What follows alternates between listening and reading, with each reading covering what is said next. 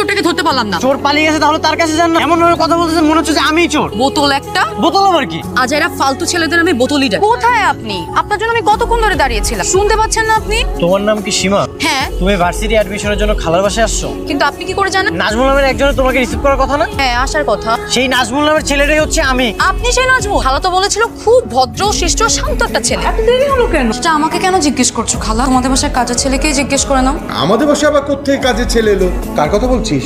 যাকে পাঠিয়েছো আমাকে আনতে। আমি কোনো কাজের লোক না, এটা আমার চাচার বাসা। তুমিও যেমন আমিও তেমন। আমি কিছু করি নাই। স্টেশনে সবার সামনে আমার কলার ধরে ফেলেছে। একদম মিথ্যা কথা বলবে না। তোমার জন্য আমার ব্যাগটা চুরি হয়েছে। সামান্য পার্স সামলাতে পারে না, আবার আসে শহরে। যে কোনো একটা সাইডে বসে আমি বসবো না? আমি কি তোমার গার্লফ্রেন্ড যে একই রিক্সায় পাশাপাশি বসে যাব?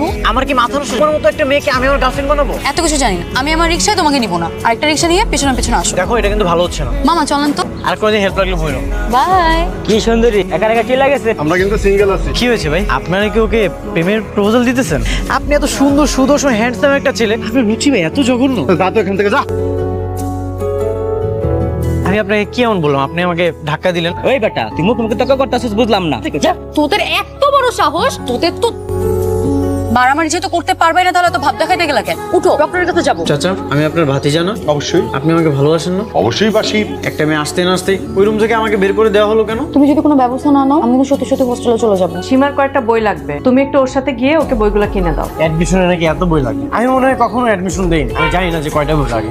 এত বকবক করো না তো, হাঁটো। তোমার সাথে আসাটাই না আমার ভুল হয়ে গেছে। কি আজকে এভাবে তাকিয়েছিস যে? তুই তো বাড়ি খাবি নাকি আজকেও? আমরা আসলে সরি। চল। নাজমুল কোথায়? ওকে না তোর সঙ্গে পাঠালাম। ও এখন অনেক বড় জমিদার হয়ে গেছে না? আমাকে বলে কি তোমার বই তুমি টেনে নিয়ে যাও, চাচি বলেছে দেখে আমি এখানে আসছি। ও এভাবে বললো? কি ব্যাপার নাজমুল, তুমি এতগুলা বই ওর হাতে দিয়ে দিলে কেন? তাহলে তোমাকে কেন পাঠালাম? চাচি আমি তো বলো এখন খালাকে মিথ্যা কথা বলবে তো, যে পুরো রাস্তাটা তুমি বইগুলো বয়ে নিয়ে আসলে আর গেটের সামনে এসে আমাকে দিলে? এটাই তো বলবে, তাই না? চাচি কিচ্ছু না। নেক্সট টাইম যাতে এরকম না হয়। খালা কি বললো মনে আছে তো? আমি কিন্তু ছোট মানুষ, আমার সব কথা মেনে চলতে হবে, আমার সব কাজও করে দিতে হবে, কেমন? আয় আয় এদিকে আসেন। ওখানে দাঁড়িয়ে বোতলদের মতো এরকম মুচকি মুচকি হাসি দিচ্ছিলেন কেন আমাকে দেখে? পিছনে একটা সাইনবোর্ড লাগায় ঘুরতেছেন আপনার বয়ফ্রেন্ড দরকার। আমি তো আছি, এই যে একটা রোমান্টিক বয়ফ্রেন্ড সাইড। কি এখন কেমন লাগে? হ্যাঁ, আমাকে দিয়ে বইটা নিয়ে আবার মিথ্যা কথা বল? আমার সাথে লাগতে আসলে এমনই হবে। আচ্ছা, সবকিছুর মূলে তাহলে তুমি। বাসায় যাও, তারপর দেখাচ্ছি মজা তোমাকে আমি। খালা খালা, কি হইছে মা? তোমাদের কলিজার টুকরা নাজমুল, বাকিটা আমি বলতে পারবো না। নাজমুল, এসব আমি কি শুনছি? চাচা আমি কিছু করিনি। বেয়াদব ছেলে!